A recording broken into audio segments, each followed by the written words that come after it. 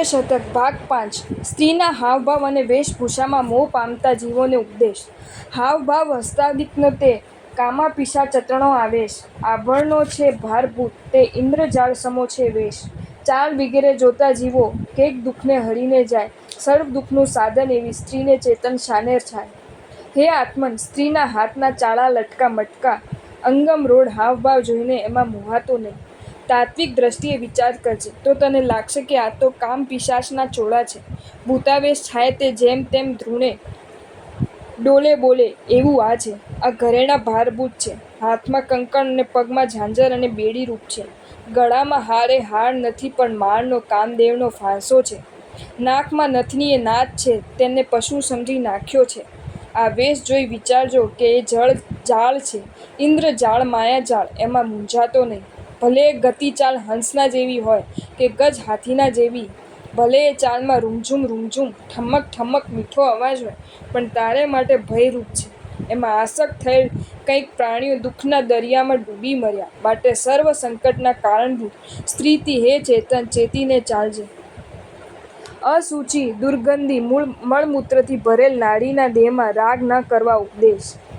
દૂર રહેલી અલ્પમાત્ર પણ દુર્ગંધી દેખી ધુવાય. મુખ મળે તે નાસિકાને ઢાંકી ઝટપટ દૂરે જાય. તે દુર્ગંધીથી જ ભરેલો શું નવનારી દેહ જણાય. સર્વ દુઃખનું સાધન એવી સ્ત્રીને ચેતન શાને જાય. અસ્થિ મજ્જા આંતરડાને રુધિર માંસ તણો ભંડાર. ચર્મ સ્નાયુ મૂળ મૂત્ર તણી કોઠીમાં શો લાગે છે સાર. અસૂચિને અસ્થિર પદાર્થોના ફાંસામાં કોણ ફસાય. સર્વ દુઃખનું સાધન એવી સ્ત્રીને ચેતન શાને જાય. વિવેચન. ચેતન, જરી વિચાર કર. આંખો ઉઘાડીને જો. જરા દુર્ગંધી હોય, ખરાબ વાસ આવતી હોય, બદબો મારતી હોય, સંડાસ કે ખાલના બારણા ખુલ્લા હોય, ત્યાંથી પસાર થતાં માથું ફરી જાય, મોઢું મરડાય, નાક દાબીને થોડીવાર શ્વાસ લેવાનું પણ બંધ રાખીને એટલો રસ્તો એકદમ પસાર કરી દૂર જાય છે. પણ જો વિચારી જો જે સ્ત્રીમાં તને રાગ થાય છે તે દેહ શરીર શું છે?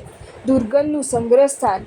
12 સ્થાનેથી નિરંતર અસૂચિ વહાજ કરતી ખાડ ઉપરના રૂપમાં મૂંઝામાં અંદર જા તો કંઈ નહીં દેખાય. મલ્લીનાથ સ્વામીને પરણવા 6 મિત્રો આવેલ. પોતાની જેવી જ પોળી પૂતળીમાં હંમેશ આહાર નાખવામાં આવતો. એ એકદમ ગંધાઈ ઉઠેલ. 6 જણ આવ્યા ત્યારે તે પૂતળીની ઉપરનું ઢાંકણ ખોલી નાખવામાં આવ્યું. માથું ફાટી જાય એવી દુર્ગંધ વછૂટી. બધાએ ઢાંકણ એકદમ બંધ કરવા કહ્યું. મલ્લી કુંવરીએ સમજાવ્યું કે આમાં ને મારે દેહમાં શો ફેર છે? એ પણ આહારનો વિકાર છે, આ દેહ પણ આહારનો વિકાર છે. 6 પ્રતિબોધ પામ્યા, સમજ્યા, વૈરાગ્ય વ્યવસ્થિત થયા. હે ચેતન, તું પણ એ જ વિચાર કર. સ્ત્રીનું શરીર માંસ મેદ મજ્જા લોહી તે હાડકાથી ભરેલ, ચામડાથી વીઠેલ, એમાં મોહ પામવા જેવું શું છે? એ મળમૂત્રની કોઠીમાં સાર શો છે? એ માયામાં કોણ મૂંઝાય? એ ફંદામાં કોણ ફસાય? એ મોહના અનંત ભાવ અથડામણ કરી પાર ન આવ્યો. માટે હવે એનો ત્યાગ કરી વૈરાગી બન, નિર્વિષય બન, મન વશ કર. સ્ત્રી તરફ દ્રષ્ટિ પણ ન કર તો જલ્દી છૂટીશ. નારીની વિવિધ ભયંકર વસ્તુઓ સાથે સરખામણી. વિશલ્ય પણ ભોંય ન ઉગે, સિંહણ પણ ગુફા નહીં ઠામ, મોટો વ્યાધિ પણ વૈદ્યોનો શાસ્ત્ર વિશે નહીં એનું ઠામ. મેહ વિનાની એ વીજળી કહો કોણથી જાણી જાય. સર્વ દુઃખનું સાધન એવી સ્ત્રીને ચેતન શાને કહાય. દર માનવ રહેતી પણ ન ગિનલો મહી નહીં પણ તલવાર. દેખો કે દિનરાત છતાં પણ રાક્ષસીઓ એ તે અવતાર. નહીં પ્રભાવી પણ એ મદિરા જોવા થોય જનું મૂંઝાય. સર્વ દુઃખનો સાધન એવી સ્ત્રીને ચેતન શાને કહાય. કોઈ કહેશો કે એ કઈ વસ્તુ છે? એ ઝેરીલો જોવા માત્રથી ઝેર ચડે એવી વિષની વેલડી છે. પણ જમીન ઉપર ઉગતો નથી. એ હાથમાં ચડે એ બધાને ફાડી ખાનારી સિંહણ છે. પણ પર્વતની ગુફામાં કે જંગલમાં રહેતી નથી. એ ચમક ચમક કરતી વીજળી છે, પણ મેઘ વાગડ વગર થાય છે. કહો એ શું છે? એ ડંખીલી નાગણ છે, પણ દરમાં નથી રહેતી. એ તાતી તરવાર છે, એને ઘણાના માથા વાઢ્યા છે, પણ લોઢાથી નથી બની. એ ભયંકર રાક્ષસી છે, પણ દિવસ અને રાત 24 કલાક દેખાય છે. રાતે જ દેખાય એવી આ નથી. એ મદિરા દારૂ છે. બીજા મદિરા પીવાથી મૂંઝવે તો આ જોવાથી એ નશો ઘેન ચડાવે છે, પણ પ્રવાહી નથી. કહો એ કઈ ચીજ છે? ઓળખી જાણી સમજ્યા? એ છે સ્ત્રી. સર્વ સંકટનું સાધન, સર્વ દુઃખનું મૂળ. એનો મોહ છોડ્યો તો બચ્યા, બાકી એના સપાટીમાં આવી ગયા તો મર્યા સમજજો. એક કવિએ કહ્યું છે કે કનક કનક તે સોગુણી માદકતા અધિકાય, એક ખાતે બોરા થે એક ધાતે બોરાય. ત્યારે બીજાએ વધાર્યું, કનક કનક તે સોગુણી કનક વરની અધિકાય, એક ખાતે એક પાવતે એક દેખે બોરાય. કનક ધતુરા કરતાં કનક સોનામાં માદકતા સોગણી વધારે છે, કારણ કે એક ખાવાથી મધ ચડે છે જ્યારે બીજું મળવાથી માત્રથી મધ ચડે છે. ધતુરો અને સોના કરતાં પણ કનક વરની સ્ત્રીમાં સૌથી સોગણી માદકતા છે, કારણ કે એક ખાવાથી બીજું પામવાથી મધ ચડે છે જ્યારે આને જોવા માત્રથી મધ ચડે છે.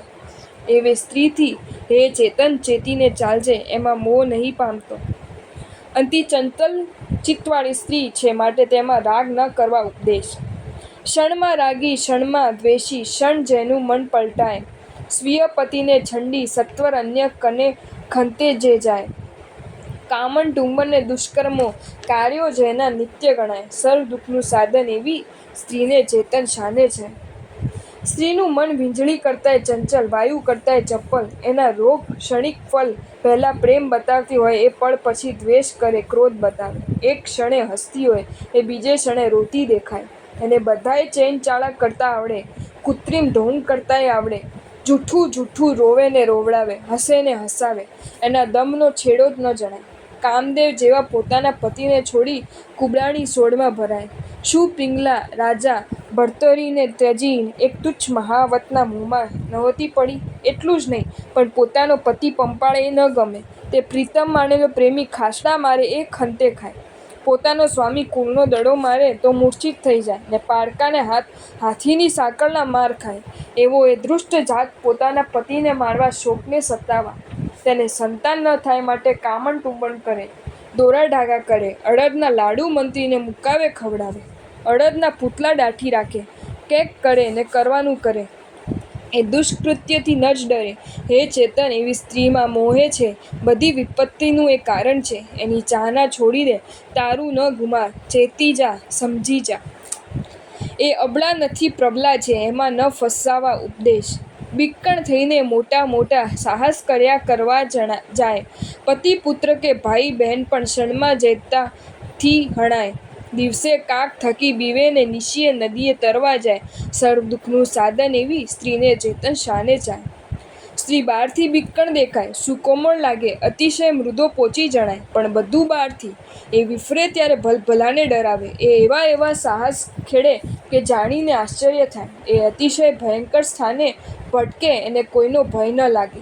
પોતાની આડે આવતા પતિ કે પુત્ર, મા કે બાપ, ભાઈ કે બહેન કોઈને ન જોવે, ગમે તે હોય નહીં. એની ગરદન પર છૂરી ફેરવતા ચલાવતા એનું કાળજું ન કંપે. નિરડકુશા નરે નારી તત્કરે ત્યસ મોજ્જસમ, યત્કુદ્ધા સિંહ શાર્દૂલા વ્યાલા અપી ન કુર્વતે. અંકુશ વગરની સ્ત્રી પુરુષ પ્રત્યે એવું અછાજતું વર્તન કરે છે કે જે ક્રોધે ભરાયેલા સિંહ, વાઘ કે ઝેરી સાપ પણ કરતા નથી. ઢોંગ તો એવા કરે કે ભલભલા છેતરાઈ જાય, ગમે તેવા ચાલાકને આબાદ બનાવે. ભરૂચમાં ગંગ નામનો એક પંડિત રહેતા હતા. શ્રીમંત વિદ્યાર્થીઓએ દક્ષિણામાં ખૂબ ધન આપેલ, તેથી ગડપણમાં પરણ્યા. યુવાન સ્ત્રી નર્મદાને પેલે પાર રહેતા એક આદમી સાથે આડે સંબંધે જોડાઈ શ્રાદ્ધના દિવસોમાં પંડિત તેણીને બળી ઉડાડવા કહે, કાગડાને ખીર પૂરી નાખવા કહે. ત્યારે એ જવાબ આપે કે હું એકલી નહીં આપું, મને કાગડાની બીક લાગે છે. ભોળા ભટ્ટ બધું સાચું માને તે વિદ્યાર્થીઓને તેની પાસે ઊભા રાખે. પંડિત કોઈને બોલાવવા કહે તો એ કહે કે મને પરપુરુષ સાથે બોલતા શરમ આવે છે, પારકાની સાથે વાત કરતાં પણ મને આવડતી નથી. ભટ્ટ જાતે બોલાવે કાં તો કોઈ વિદ્યાર્થીને મોકલી બોલાવે. વિદ્યાર્થીઓમાં એક છોકરો ચાલાક ને ખૂબ ચતુર હતો. તેણે વિચાર્યું, આમાં કાંઈક કપટ છે, આ કાંઈક બીકના કે સરળતાના ચિહ્ન નથી. રાત પડીને બધા સૂઈ ગયા ત્યારે પેલો ચાલાક વિદ્યાર્થી ખોટું પડી રહ્યો. રાતના 12 વાગે એટલે માથે ઘડો મૂકી પેલી સ્ત્રી નીકળી પડી. નર્મદાને કાંઠે આવી. બંને કાંઠે ભરપૂર છલોછલ વહેતી નદી ચાલી જાય છે. સ્ત્રીએ તેમાં જ ઝંપલાવ્યું ને પહોંચી પેલે પાર. તે વખતે તે નદીમાં કેટલાયક ચોર પણ આડે રસ્તે ઉતરતા હતા. વચમાં મગરમચ્છના ઝપાટામાં તેઓ સપડાઈ ગયા. સ્ત્રીએ તેમને કહ્યું કે મુઆ, નદી ઉતરવાના માર્ગ નથી જાણતા તો ઉતરો છો શા માટે ને હવે મૂંઝાઓ છો? મગરની આંખ દાબી દ્યો તો છૂટાશે એમ કહી ચતુલતી થઈ. છોકરા આશ્ચર્ય પામી ગયો. વિચારવા લાગ્યો, કેવું સાહસ, કેટલી હિંમત! પ્રસંગે પંડિતે બળી આપતી વખત તે જ છોકરાને ખબર રાખવા ઊભો રાખ્યો. તે ઊભો રહ્યો ને હસીને બોલ્યો, દિયા કાગણ ભીહેસી રત્તી તરસી નમ્મયમ કુત્તી થ્યાની ય જાણીસી અચ્છીણમ ઢંકાણાની. દિવસે કાગડાથી ડરે છે ને રાત્રે નર્મદા તરે છે. ત્યાં ઉતરવાના માર્ગ અને ખરાબાને પણ જાણે છે. ગ્રહા મગર વગેરેથી છૂટવાના ઉપાય પણ આવડે છે. આ બધું શું છે? તેનીએ કહ્યું, દુનિયાનું એમ જ ચાલે છે. બધું મુઠ્ઠીમાં રાખજે, વધુમાં સાર નથી. પછીથી તે સ્ત્રી નર્મદાને પાર જવાનું છોડી દઈ આ છોકરામાં લપટાણીને પંડિતને છે દઈ ભાગી ગઈ. ખરેખર સ્ત્રી ચારિત્ર અદ્ભુત છે. એવી સ્ત્રીના રાગમાં ન લપટાવું એ જ આત્માને બચાવવાનો ઉત્તમ ઉપાય છે.